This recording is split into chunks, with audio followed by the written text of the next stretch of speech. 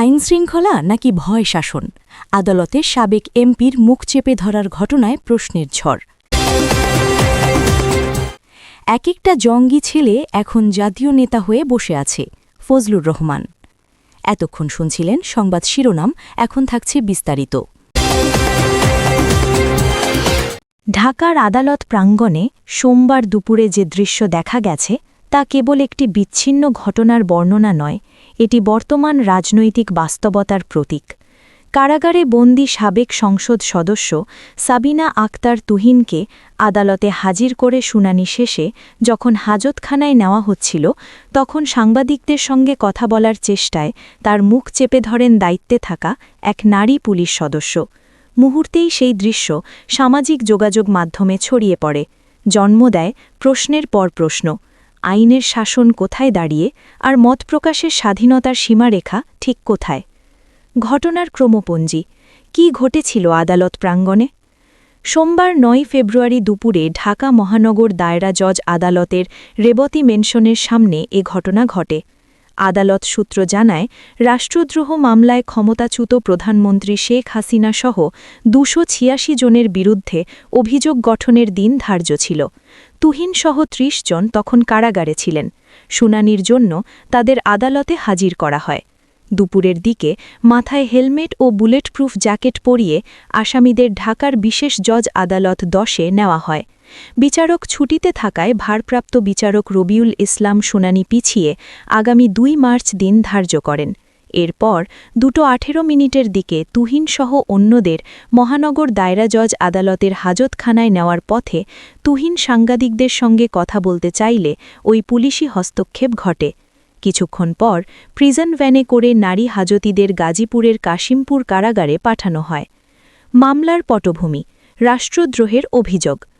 আদালত নথি অনুযায়ী ২০২৫ সালের ২৭ মার্চ সিআইডির assistant police super Mohammad Enamul Haque রাষ্ট্রদ্রোহের অভিযোগে মামলা করেন। তদন্ত শেষে ৩০ জুলাই শেখ হাসিনাসহ ২৮৬ জনের আসামি করে অভিযোগপত্র দাখিল করা হয়। ১৪ আগস্ট অভিযোগ গ্রহণ করে গ্রেফতারি পরোয়ানা জারি হয়। অভিযোগে বলা হয়, ২০২৪ সালের ১৯ ডিসেম্বর যুক্তরাষ্ট্র আওয়ামী লীগের সহ-সভাপতি ড. রাব্বি আলমের নেতৃত্বে জয় বাংলা ব্রিগেডের একটি জুম মিটিংয়ে কয়েক শতাধিক নেতাকর্মী অংশ নেন।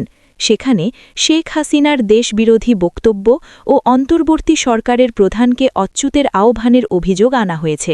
এসব বক্তব্য নাকি সামাজিক যোগাযোগ মাধ্যমে ছড়িয়ে পড়ে। আইনের শাসন বনাম মত প্রকাশ, কোথায় টানাপড়ন? আইন বিশেষজ্ঞদের মতে, আদালত প্রাঙ্গণে নিরাপত্তা বজায় রাখা রাষ্ট্রের দায়িত্ব। তবে অভিযুক্ত ব্যক্তির সংবাদ মাধ্যমে কথা বলার চেষ্টা দমন করা হলে প্রশ্ন ওঠে, এটি কি কেবল নিরাপত্তা ব্যবস্থা নাকি বার্তা নিয়ন্ত্রণের প্রয়াস? মানবাধিকার বিশ্লেষকেরা বলছেন, কারাগারে থাকা অবস্থাতেও অভিযুক্ত ব্যক্তি তার আইনজীবীর মাধ্যমে বা সংবাদ মাধ্যমে সীমিত বক্তব্য দিতে পারেন। বল প্রয়োগ সেখানে শেষ বিকল্প হওয়া উচিত। অন্তর্বর্তী সরকারের শাসন ও বিতর্ক। এই ঘটনাকে আলাদা করে দেখলে প্রেক্ষাপট অসম্পূর্ণ থাকে। অন্তর্বর্তী সরকারের আমলে একের পর এক আইন শৃঙ্খলা ও প্রশাসনিক সিদ্ধান্ত বিতর্ক তৈরি করেছে। সমালোচকদের দাবি, দমনমূলক প্রয়োগ বাড়ছে, মত প্রকাশ সংকুচিত হচ্ছে। সরকারের পক্ষ থেকে বলা হচ্ছে, রাষ্ট্রদ্রোহের মতো গুরুতর মামলায় নিরাপত্তা সর্বোচ্চ অগ্রাধিকার। অন্তর্বর্তী সরকারের প্রধান ড. ইউনূসের শাসন নিয়ে রাজনৈতিক বিশ্লেষকেরা ২ ভাগে বিভক্ত। একাংশের মতে, স্থিতিশীলতা আনতে কাঠোরতা প্রয়োজন। অন্য অংশের বক্তব্য, কাঠোরতা যদি স্বচ্ছতা ও জবাবদিহি ছাড়াই প্রয়োগ হয় তবে সেটি শাসনকে প্রশ্নবিদ্ধ করে। স্বাধীনতা বিরোধী শক্তির প্রসঙ্গ। এই বিতর্কের মাঝেই বারবার উঠে আসছে স্বাধীনতা বিরোধী শক্তি। ইতিহাসবিদদের মতে, রাজনৈতিক শূন্যতা বা প্রশাসনিক দুর্বলতার সময়েই উগ্র ও স্বাধীনতা বিরোধী গোষ্ঠীগুলো সুযোগ নেয়। সমালোচকেরা বলছেন, রাষ্ট্রদ্রোহের মামলার মতো গুরুতর আইনি প্রক্রিয়ায় যদি জনসম্মুখে প্রশ্নের জবাব বন্ধ থাকে তবে আস্থার সংকট তৈরি হয়, যা শেষ পর্যন্ত উগ্র শক্তির প্রচারকে জোরদার করতে পারে। বিচার প্রক্রিয়ার স্বচ্ছতা, আস্থা ফিরবে কিভাবে? আইনজ্ঞদের পরামর্শ, এই ধরনের মামলায় আদালত প্রাঙ্গণে আচরণবিধি স্পষ্ট করা, মিডিয়ার প্রশ্নের ন্যূনতম সুযোগ নির্ধারণ করা, ভিডিও ডকুমেন্টেশন ও স্বাধীন পর্যবেক্ষণ নিশ্চিত করা, এগুলো আস্থা ফিরতে সহায়ক হতে পারে। রাজনীতির ভাষা ও রাষ্ট্রের দায়িত্ব। রাষ্ট্রদ্রোহের অভিযোগ অত্যন্ত গুরুতর, কিন্তু বিশ্লেষকেরা স্মরণ করিয়ে দেন রাজনৈতিক বক্তব্য ও রাষ্ট্রবিরোধী কার্যকলাপ এই দুইয়ের পার্থক্য নির্ধারণে আদালতের রায়ই চূড়ান্ত। প্রাক বিচার পর্যায়ে প্রশাসনিক আচরণ যদি প্রশ্নবিদ্ধ হয়, তবে সেটি মামলার গ্রহণযোগ্যতাকেই দুর্বল করতে পারে। সাবেক এমপি সাবিনা আক্তার তুহিনের ঘটনায় যে প্রশ্নগুলো উঠেছে তা ব্যক্তি ছাড়িয়ে রাষ্ট্রের চরিত্র নিয়ে। আইন শৃঙ্খলা, নিরাপত্তা, মত প্রকাশ, বিচার প্রক্রিয়া সবকিছুর ভারসাম্যই এখানে আসল পরীক্ষা। অন্তর্বর্তী সরকারের জন্য বার্তা স্পষ্ট: কঠোরতা ও ন্যায় বিচার একসঙ্গে চলতে হবে, নইলে আস্থার ফাঁক দিয়ে অস্থিরতা ঢুকে পড়ে। এই মামলার পরবর্তী শুনানি, আদালতের নির্দেশনা ও প্রশাসনিক আচরণই নির্ধারণ করবে রাষ্ট্র আইনের পথে হাঁটছে নাকি সংকটকে আরও গভীর করছে। কিশোরগঞ্জ ৪ ইটনা মিঠামইন অষ্টগ্রাম আসনে বিএনপি মনোনীত প্রার্থী ও সিনিয়র আইনজীবী বীর মুক্তিযোদ্ধা ফজলুর রহমান বলেছেন, এ দেশে আবারও একটি মুক্তিযুদ্ধ হবে। এক একটা জঙ্গি ছেলে এখন জাতীয় নেতা হয়ে বসে আছে। শনিবার ৭ ফেব্রুয়ারি বিকেলে মিঠামইন বাজারের বালুর মাঠে অনুষ্ঠিত এক নির্বাচনী জনসভায় তিনি এসব কথা বলেন।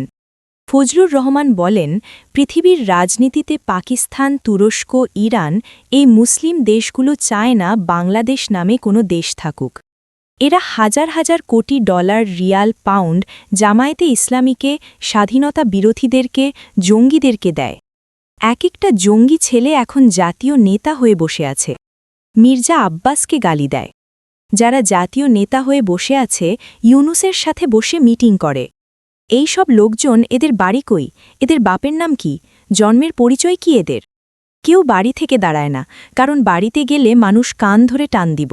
ঢাকার নেতা হয়ে ঢাকায় দাঁড়িয়ে গেছে, এইটা তো বাড়ির মানুষ জানে না। এই সব গরুচোরের দল, জুতাচোরের দলেরা এখন বাংলাদেশের নেতা। জামায়াতে ইসলামীকে ইঙ্গিত করে তিনি বলেন, দেশের বর্তমান পরিস্থিতিতে রাজাকার ও আল বদরদের রাজনীতি আবার মাথাচাড়া দিয়ে উঠেছে। তারা বাংলাদেশকে মধ্যযুগে ফিরিয়ে নিতে চায়। তিনি অভিযোগ করে বলেন, জামায়াতের কিছু বক্তব্য ও কর্মকাণ্ড নারীর মর্যাদা ও আধুনিক শিক্ষা ব্যবস্থার পরিপন্থী। বাংলাদেশকে জ্ঞান, বিজ্ঞান ও আধুনিক চিন্তার রাষ্ট্র হিসেবে গড়ে তুলতে হবে। ফজলুর রহমান আরও বলেন, তারা বোরকা পরে গিয়ে একটি চকলেট দেয় বাচ্চাদেরকে, আর বউরায় একটি কানপাশা দেয়।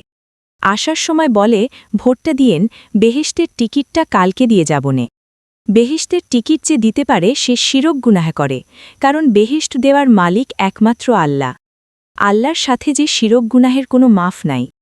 এখন আবার বলে, না, টিকিট দেওয়া যাবে না, এইটা একটু শর্ট পড়ে গেছে, এখন সবাইকে হজে নিতে চায়। একবার হজে গেলে ৬ লাখ টাকা লাগে। এই সব ধরনের মিথ্যা প্রলোভনে পড়ে রাজাকারের বাচ্চাদের ভোট দিবেন না। মুক্তিযুদ্ধ প্রসঙ্গে ফজলুর রহমান বলেন, এই শক্তিগুলো ৭১ সালে ৩০ লাখ মানুষ হত্যা করেছে। ২ লাখ নারী নির্যাতনের শিকার হয়েছে। দেশকে ধ্বংসস্তূপে পরিণত করা হয়েছিল। আমরা জীবন বাজি রেখে যুদ্ধ করেছি। আসন্ন নির্বাচন নিয়ে ফজলুর রহমান বলেন, এই সব রাজাকার, আলবদর জঙ্গির দল নির্বাচনে পারবে না। আল্লাহর রহমত হিসেবে আগামী ১২ তারিখের নির্বাচনে বিএনপি ক্ষমতায় যাবে। আল্লাহর রহমতে তারেক রহমান হবেন বাংলাদেশের প্রধানমন্ত্রী। ইটনা মিঠামইন অষ্টগ্রামের মানুষ, আপনারা যদি দয়া করে আপনাদের অধম সন্তান ফজলুর রহমানকে ভোট দেন, তাহলে ফজলুর রহমান হবে এমপি। ২৪০টারও উপরে সিট পাবে বিএনপি, কিন্তু চক্রান্ত বড় কঠিন এবং গভীরে। সেই চক্রান্ত যেই করুক, কেউ যদি ভোট লুট করতে আসে, আপনারা ছেড়ে দিবেন না। ফজলুর রহমান বলেন, জামায়াত ও তাদের মিত্ররা বড় চক্রান্ত করছে। তাদের মোকাবিলায় মুক্তিযুদ্ধের পক্ষের সব শক্তিকে ঐক্যবদ্ধ হতে হবে। সাম্প্রদায়িক সম্প্রীতির বিষয়ে ফজলুর রহমান বলেন, বাংলাদেশ হিন্দু, মুসলমান, বৌদ্ধ, খ্রিস্টানের দেশ। হিন্দু ও মুসলমান বাঙালি জাতির ২ হাত। একটিকে বাদ দিলে অন্যটি টিকে থাকতে পারে না। আমরা সবাই মিলে এই দেশ গড়ব।